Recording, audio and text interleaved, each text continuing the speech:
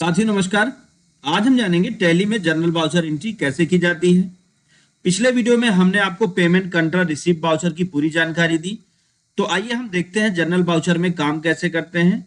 General voucher के लिए भी हमें कुछ लेजर चाहिए, वो लेजर हम बनाएंगे, लेकिन उससे पहले मैं जनरल वाउचर के रूल्स जो हैं वो आपको दिखा दूं। तो चलिए शुरुआत करते हैं। सबसे पहले देखिए जनरल वाउचर क्या कहता है। जनरल वाउचर कहता है कि राशि की प्राप्ति या भुगतान के अलावा, अभी तक हमने कंट्रा पेमेंट रिसिप्ट में किसी को पैसा दिया, किसी से पैसा लिया, मतलब राशि की प्राप्ति और भुगतान के अलावा दूसरे लेन देन को जनरल वाउचर में एंट्री किया जाता है। मतलब पैसा देना लेना इस तरीके के काम के अलावा आप कोई दूसरे लेन देन को आप जनरल वाउचर में एंट्री करते हैं। जैसे एग्जांपल अभी आप आगे देखेंगे। जनरल वाउचर सिर्फ double entry system, double entry system का मतलब क्या होता है? दोहरा लेखा प्रणाली। डबल एंट्री सिस्टम में इंटर किए जाते हैं। जहां पे डबल एंट्री सिस्टम होता है वहां पे इंटर किए जाते हैं। अमाउंट को क्रेडिट और डेबिट कॉलम में ही इंटर किया जाता है, हिडर अकाउंट नहीं होता। जैसे एग्जांपल अभी देखिएगा, पेमेंट वाउचर में मैं चलता हूं तो यहाँ पे ये हिडर अकाउंट है और ये लाइन अकाउंट है। ये कौन सा वाउचर है? ये है आपका पेमेंट वाउचर। लेकिन हम जनरल वाउचर में चलते हैं तो ये लिखा है जनरल वाउचर, शॉर्ट की है F7। F7 को दबाते हैं तो जनरल वाउचर आ जाता है। तो यहाँ पे हिडर अकाउंट आपको नहीं मिलेगा। आइए अब दूसरे देखते हैं। जनरल वाउचर एंट्री में लेजर अकाउंट के कुछ नियम। अब रूल क्या कहते हैं? कहते हैं कि डेबिट के लिए डी की को प्रेस करते हैं। मतलब आप समझिएगा, यहां पे ये जो DR लिखा है, अगर आप डेबिट करना चाहते हैं तो डी करेंगे और अगर आप क्रेडिट करना चाहते हैं तो सी करेंगे। देखिए, डेबिट के लिए डी टाइप करेंगे, क्रेडिट के लिए सी टाइप करेंगे। और अगर यहां डेबिट और क्रेडिट के अलावा आप करना चाहते हैं टू और बाई, तो क्या करेंगे? तो यहां पे बी टाइप करेंगे। सॉरी, डेबिट के लिए डी, क्रेडिट के लिए सी और बाई के लिए बी और टू के लिए टी टाइप करेंगे।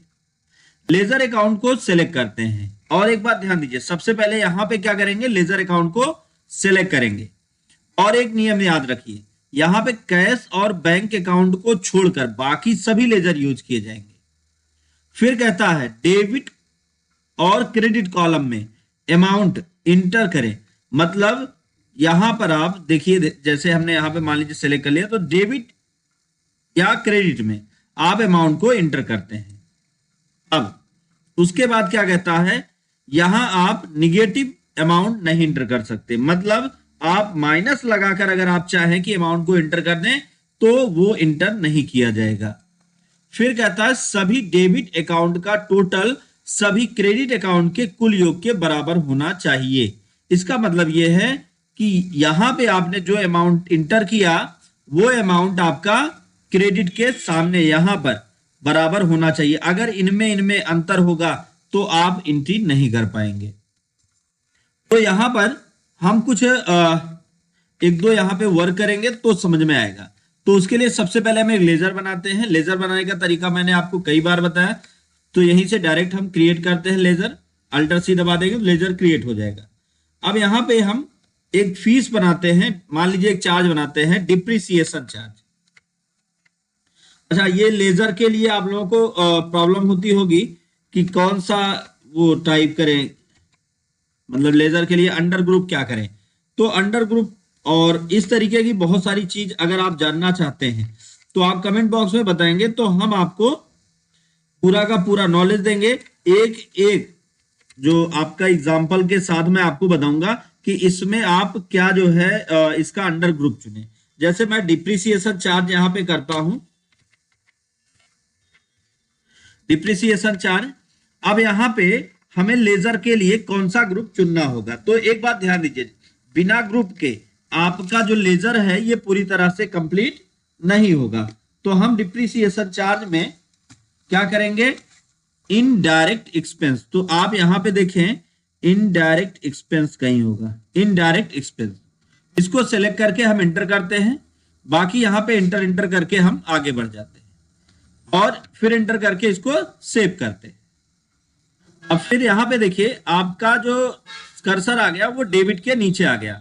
अब जो भी डिप्रिसिएशन चार्ज लगा एग्जाम्पल अगर हम एक एग्जाम्पल देंगे कि डिप्रिसिएशन चार्ज मान लीजिए कि 15,000 रुपए है, डेबिट हो रहा, फिर उसके बाद यहां पे हम क्रेडिट करते हैं, क्रेडिट के लिए सी टाइप कर देंगे। अब फिर यहां पे मान लीजिए फ्लैट के लिए, फ्लैट को जा रहा है डिप्रिसिएशन चार्ज, तो यहां पे हम एक और बना देते हैं फ्लैट, एक लेजर बनाएंगे फ्लैट। फ्लैट बनाने के बाद अब इसमें अंडर क्या डालें, तो अंडर डालेंगे सिक्योर्ड लोन। तो एक मिनट, सिक्योर्ड लोन, आप देखिए यहां पे सिक्योर्ड लोन एक अंडर ग्रुप है, आप इसको चुने और आगे बढ़ जाए। ये बन गया एक लेजर। अब ध्यान दीजिए यहां पर आप देखिए कि इसका एक एग्जांपल यहां पे दिख रहा है जिसमें डेबिट हुआ है डिप्रिसिएशन चार्ज और फिर यहां पर फ्लैट में आके क्रेडिट हुआ, तो दोनों बराबर है। अब फिर आप इंटर करें, अब इंटर करने के बाद अब यहां पे आपको लिखना है कि ये है क्या, अब ये है मान लीजिए डिप्रिसिएशन चार्ज, तो आप यहां पे इस तरीके से इसकी एंट्री करेंगे, depreciation charge on flat at, अब जितना परसेंट बना, मान लीजिए 2.5% बन रहा है तो 2.5%, ये करके आप इंटर कर दें, तो यहां से एक एग्जाम्पल कंप्लीट होता है। लेकिन अब अगर हम दूसरा एग्जाम्पल, अब यहां पे अगर आप जानना चाहते हैं क्या हुआ है, तो एक मिनट, इसको मैं डे बुक में चल के जनरल वाउचर की एंट्री को फिर से आपको समझा दूं। तो यहां पर देखिए अगर कभी जैसे प्रोविजन होगा या मतलब चार्ज, प्रोविजन चार्ज जो कट रहा है, यहां पे कटौती हो रही है, तो ऐसी स्थिति में आप ये लेजर बनाएंगे और फिर इस तरीके से आप एंट्री करेंगे। चलिए ये एंट्री कंप्लीट होती है, तो हम दूसरी एंट्री करते हैं, फिर चलते हैं वाउचर में। अब हम अगला एग्जांपल आपको देंगे कि जैसे मान लीजिए कि एफडी पे मतलब फिक्स डिपॉजिट आपने कर रखा है और फिक्स डिपॉजिट पर आपको ब्याज जो मिल रहा है उसका कैसे हम कैलकुलेशन करें वो आप देखते हैं यहाँ पे। तो मैंने यहाँ पे कुछ जो है पहले से ही बना रखा है, जैसे मान लीजिए ये फिक्स डिपॉजिट हो गया या कोई और फिक्स डिपॉजिट है तो आप वो भी देख सकते हैं। तो फिक्स डिपॉजिट यहाँ पे हमने कर दिया। अब फिक्स डिपॉजिट हमको इसमें जो है 4,500 रुपए का चार्ज मिला, तो वहां पे हमने याद करिए पिछले वीडियो में हमने एफडी पे 4,500 का ट्रांजेक्शन किया था। अब क्रेडिट ये किस पे हो रहा है, ये हो रहा है आपका मान लीजिए इंटरेस्ट पर। अच्छा, इन सब का पूरा कैसे लेजर बनेगा ये सारी चीजें मैंने बता रखी हैं।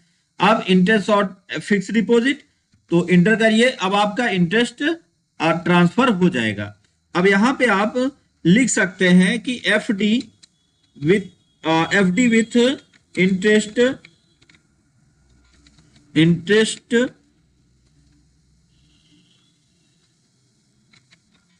इंटरेस्ट एक्वायर्ड ऑन, अब जो भी डेट रही, अब मान लीजिए कि डेट हुई 1/4/2000, मान लीजिए आज से 8 साल पहले या 7 साल पहले जो भी था, या 1 साल ही ले लेते हैं, तो आज 2024, अभी 4 तो यहां आया नहीं, 2023 ही कर लेते हैं, आपका जो भी एंट्री है 2023 टू आपका जो नया डेट होगा 31/3/2024। अब जो एंट्री रही वो एंट्री आप यहाँ पे करके इंटर कर दें। तो यहां से आप क्या कर सकते हैं, पूरा का पूरा अपना ब्यौरा रख सकते हैं। तो उम्मीद है आपको ये बहुत आसानी से समझ में आया होगा किस तरह से आप जनरल वाउचर की एंट्री करें। अगर ये वीडियो आपके काम कर रहा हो, वीडियो से आपने कुछ सीखा हो, तो वीडियो को लाइक करें, ज्यादा से ज्यादा लोगों तक शेयर करें ताकि उनको भी नॉलेज मिल पाए। दोस्तों thank you so much video को अंत तक देखने के लिए।